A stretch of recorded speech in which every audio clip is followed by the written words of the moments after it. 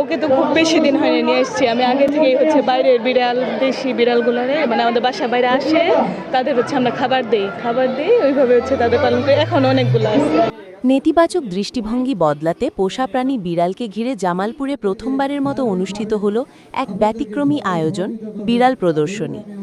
পোষা প্রাণীদের প্রতি ভালোবাসা ছড়িয়ে দিতে আয়োজিত এই আয়োজনে অংশ নেন জেলার অর্ধশতাধিক বিড়াল প্রেমী।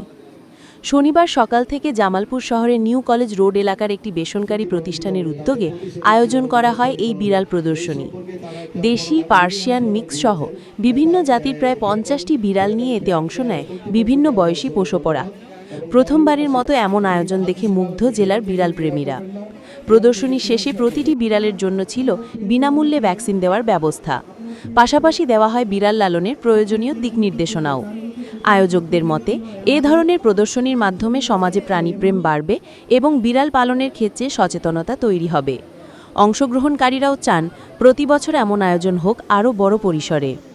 বিড়ালের প্রতি যে আমাদের সহমর্মিতা বা দরদ যে এটা প্রকাশ করার জন্য এবং মানুষের মনোভাব, বিড়ালের প্রতি যে একটা নেগেটিভ মনোভাব সেটা থেকে বেড়ে আসার জন্য আমরা সব বিড়াল প্রেমী যারা আছে তাদেরকে নিয়ে এই আয়োজনটা করেছি।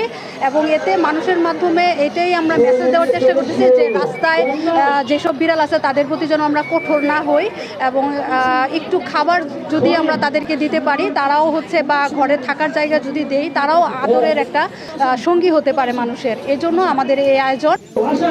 ওকে তো খুব বেশি দিন হয়নি নিয়ে এসেছি আমি। আগে থেকেই হচ্ছে বাইরের বিড়াল, দেশি বিড়ালগুলোরে মানে আমাদের বাসার বাইরে আসে, তাদের হচ্ছে আমরা খাবার দিই ওইভাবে হচ্ছে তাদের পালন করি। এখন অনেকগুলো আছে। তো তারপর ভাবলাম যে আমার ছোট বোন মিলিয়ে ওকে কিনছে, আমার না বিড়াল। তো ওই হচ্ছে ছোটো থেকে বিড়ালের অনেক বেশি শখ হয়, সেজন্য ওই কিনে আনছে। আর এখানে আসার পরে ওই এমনিতে মানুষজন ভয় পায় অনেক বেশি, কিন্তু তারপরে এখানে আসার পরে এত শান্ত হয়ে বসে আছে, এটা আমরা মানে আশা করি নাই। আর এরকম যে কোনো সমস্যা হয়েছে আমরা হচ্ছে পাইতেছি, এরকম সুবিধাগুলো পাচ্ছি, তো ভালো লাগতেছে এখানে আসার পরে।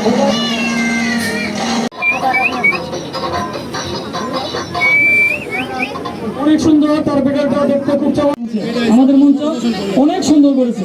অসংখ্য ধন্যবাদ তাকে।